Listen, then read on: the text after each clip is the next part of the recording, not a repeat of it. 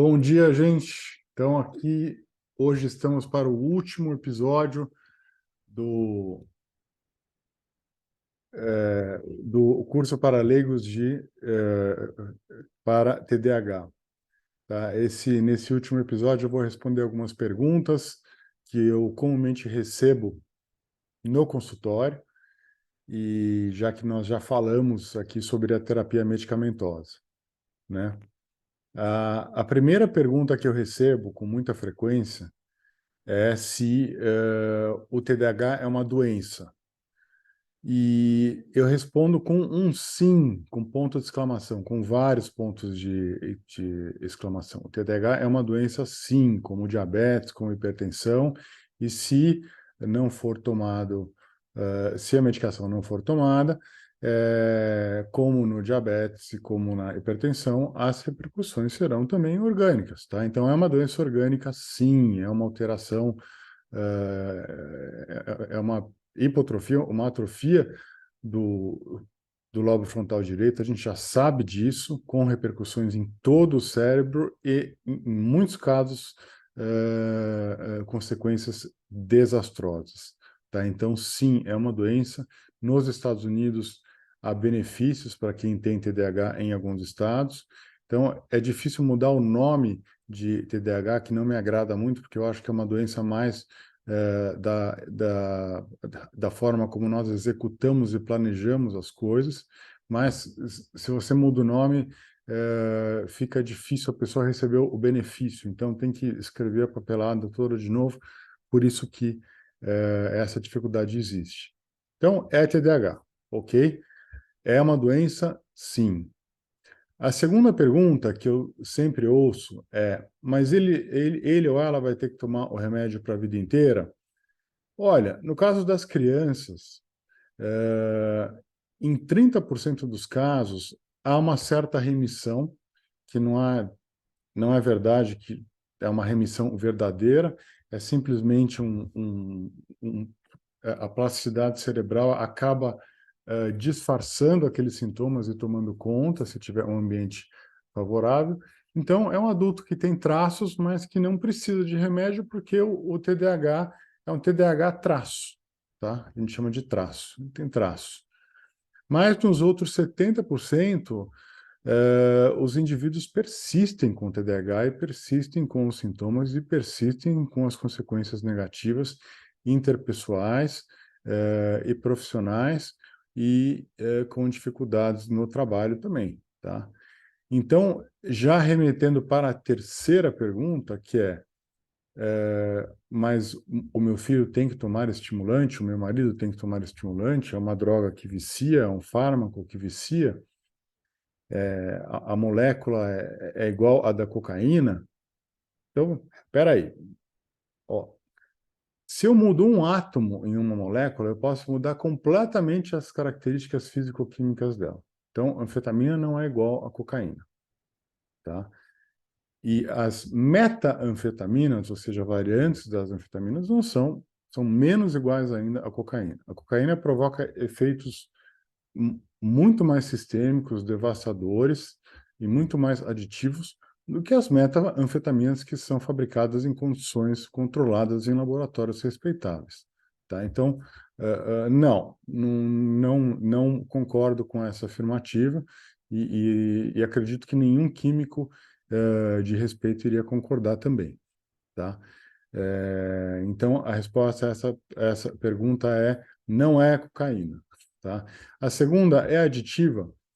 Eu acho que as medicações podem desenvolver, em alguns casos raros, tolerância, tá? Que é a necessidade de uma dose um pouco maior para os mesmos efeitos. Mas existem procedimentos muito simples para se tomarem, para se evitar ou fazer a regressão disso, então não é algo que me preocupa. Eu, pessoalmente, nunca vi ninguém viciado em medicação para TDAH. Até porque os efeitos da medicação vão aparecer no mínimo 40 minutos até 2 horas depois da ingesta, e são efeitos muito mais localizados e relacionados à doença do que, por exemplo, os efeitos da cocaína ou dos cristais. Tá? Então, assim, quem quiser ficar viciado em alguma substância não vai querer ficar viciado em uma medicação para TDAH, vai procurar outra coisa. Tá? Então, acho que por esse motivo eu nunca vi nenhum paciente viciado em medicação para TDAH, né? É, outra pergunta que eu recebo: ah, mas ele vai ter que tomar para a vida inteira? Não é ruim tomar esse remédio? Aí essa é muito fácil responder, porque assim, o que você tem que pensar é como que eu fico sem a medicação? Quais são as consequências de ficar sem a medicação, né? Como é meu filho, como é minha esposa, como é meu marido sem a medicação? Isso é fácil responder. Porque quem tem TDAH em diferentes graus sabe que fica melhor com a medicação, né? E então isso pode ser questionado. Não acreditem em mim, vão pesquisar, tá? Pesquisem, podem pesquisar no Google mesmo, vocês vão achar algo muito parecido ao que eu estou falando aqui, né? É, o TDAH é uma doença desastrosa, é uma doença potencialmente grave e que tem um ótimo tratamento, é, o que é uma exceção em neuropsiquiatria, porque normalmente a gente não tem tratamentos tão bons como temos para TDAH, né? Então, 80% do tratamento para o TDAH é medicamentoso. Os outros 20 são ambientais, que eu acho que a gente já comentou mais esparsamente nessas aulas, e eu vou repeti-los aqui, que é, na verdade, aquele ambiente regular, tá? Com marcadores visuais e verbais, ou seja, repetir o processo de execução e planejamento pelo próprio paciente em voz alta, ou então deixar marcadores visuais para que ele lembre diariamente, ele ou ela, né, lembre diariamente o que tem que fazer. É preciso, sim, isso ajuda bastante, né? Porque a memória de trabalho de quem tem TDAH é bastante reduzida, tá? Então esses marcadores ajudam bastante. Atividade física regular, mas não atividade física para estourar todas as articulações e não conseguir fazer mais. Não adianta nada isso. Tenho muitos pacientes triatletas TDAH que correram 90 quilômetros, que correm 40, depois vão nadar mais 15. Quer dizer, não é saudável isso. Tá? Como um deles me disse, performance é diferente de saúde. Então, atividade física regular e saudável. Acho que esse é um conceito que a gente tem que falar cada vez mais. Atividade física regular e saudável. Você está fazendo atividade física regular e não saudável, compulsiva e impulsiva, né? Como é característico de muitos pacientes com TDAH, não está legal. Tá? Tem que rever, né? Eh, então, eu fico muito contente de acabar esse curso para leigos. O próximo curso que eu devo fazer é para médicos, que eu vou disponibilizar aqui também, provavelmente só o ano que vem. E é um curso que eu comecei de forma espontânea lá em Portugal. E havia até um tapume atrás com um quadro. Vocês não deviam saber que era um tapume, mas é com um quadro de neurologia de um cérebro fatiado. Porque, lógico, o ambiente em que eu estava falando, não era um ambiente mais adequado. Então,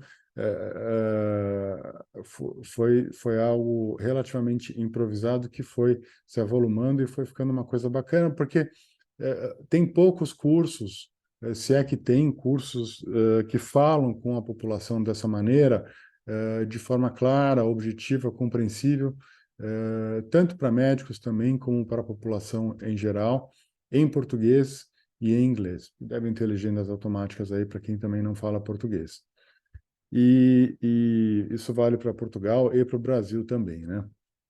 E eu gosto muito, como muitos médicos gostam, de estudar de noite, porque aqui na Granja Viana, que é onde eu moro, já não tem barulho durante o dia, mas às vezes tem um cortador de grama, não sei o quê, criança. Não. E de noite não tem nada, não tem barulho nenhum. Então não tem Às vezes eu paro e tento ouvir algum passarinho, alguma coruja e não tem nenhum barulho, uma coisa extraordinária. Não estou fazendo propaganda, não, tá? Mas eu às vezes passo as madrugadas estudando. E às vezes eu vou montar um Lego para dispersar. Eu tenho aqueles sets de Lego que adoro montar, ficar montando, e gosto de escutar música brasileira, adoro todos os tipos de música brasileira, principalmente as da minha geração, Kid de Abelha, Skank, Marisa Monte, e ouço para ficar um clima gostoso dentro da minha sala, da minha biblioteca, que dá toda a volta aqui na sala, então é um ambiente que eu me sinto muito confortável. E a gente não presta muita atenção nas letras, a gente presta mais atenção nos ritmos e tal. Mas um dia desses eu cheguei a prestar atenção na letra de uma das músicas da Paula Toller, né? Que tem uma voz lindíssima e aquilo me chamou muito a atenção. Eu queria apresentar para vocês aqui no final do curso e não vou falar, cada um vai tomar a conclusão que quiser quanto a essa música, tá? Então, para finalizar, eu vou deixar tocando essa música, quero que vocês ouçam e deixar um grande abraço aqui para todos que me ouviram, que me ajudaram, que me deram dicas. Eu sou o Dr. Richard Montgomery, o meu e-mail é montgomery@usp.br ou clinica.neurologica@yahoo.com.br. Fico à disposição de todos para ajudar. Estamos tentando montar um ambulatório público em Jundiaí, na Faculdade de Medicina de Jundiaí, para tentar ajudar a população que tem e não tem recursos para pegar os remédios. O governo não está conscientizado ainda disso, né? Algo que representa um atraso em relação a outros países. Não é uma crítica exatamente ao sistema de saúde do Brasil, que tem coisas boas, mas com relação ao TDAH tem ainda essa